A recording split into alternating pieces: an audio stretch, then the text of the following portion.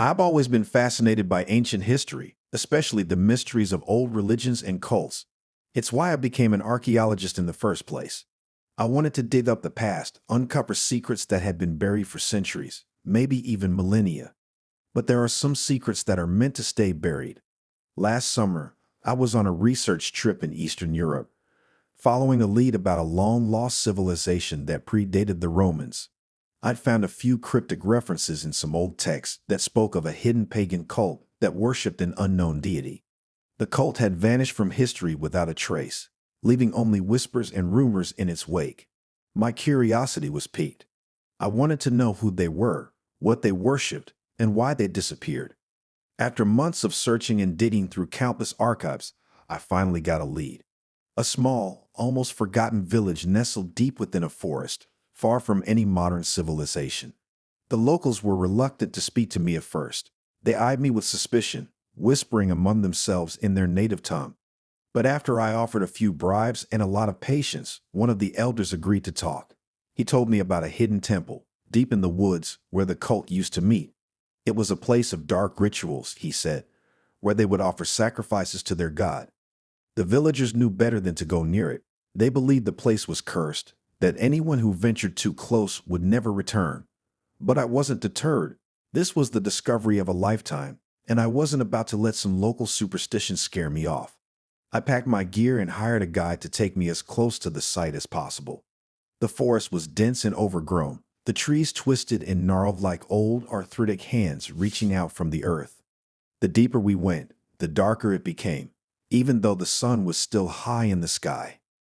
After a few hours of trekking through the underbrush, we finally came upon it. The temple was exactly where the elders said it would be, hidden away in a small clearing. It was ancient, far older than I had anticipated. The stone was weathered and cracked, covered in thick vines and moss, but the architecture was unmistakable. This was no ordinary temple. The entrance was framed by two massive stone pillars, each carved with strange symbols that seemed to twist and writhe as I looked at them. The guide refused to go any further. He muttered something about curses and spirits and then turned back the way we came, leaving me alone in the clearing. I didn't mind. I'd done plenty of solo digs before. I set up my camera and began documenting everything I could.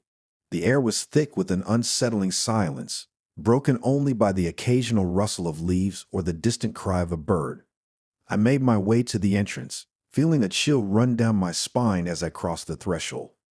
Inside, the temple was dark, the air stale and cold. I turned on my flashlight and swept it across the walls. They were covered in more of those strange symbols, etched deep into the stone. As I moved deeper into the temple, I began to notice something odd. The symbols weren't just random carvings. They seemed to form a pattern, a story of some kind. At the center of the temple, I found an altar, a large stone slab with strange markings etched into its surface. The stone was stained dark, almost black, and as I ran my hand over it, I felt a sudden, sharp pain. I pulled back and saw a thin cut on my palm, blood dripping onto the stone. That's when I heard it, a low, guttural chant, coming from somewhere deep within the temple. I spun around, shining my flashlight in every direction, but there was no one there. The chant grew louder, filling the chamber with its eerie resonance. It sounded ancient, otherworldly, like 100 voices speaking in unison, each one just slightly out of sync with the others. I felt a wave of dizziness wash over me, and my vision blurred. I stumbled back, trying to make my way toward the entrance, but the chanting only grew louder. Then I saw them. Shadows, moving along the walls, figures cloaked in darkness.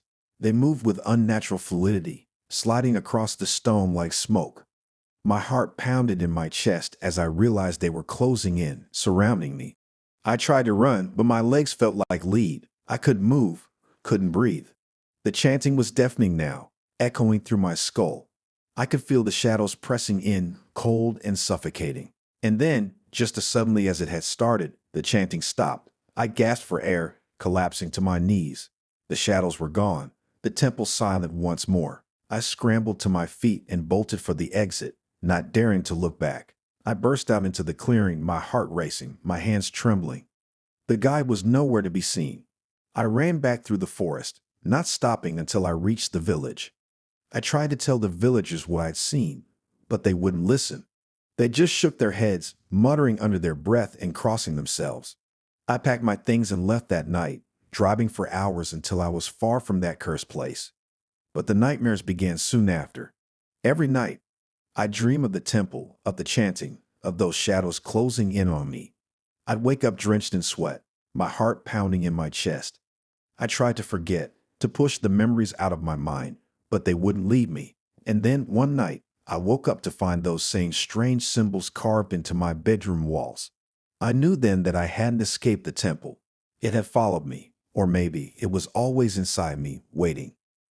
Desperate for answers, I began researching the cult again, diving deeper into the myths and legends surrounding it.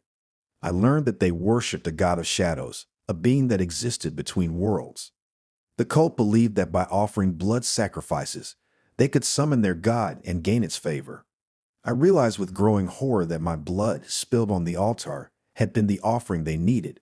I had unwittingly awakened something that should have remained asleep.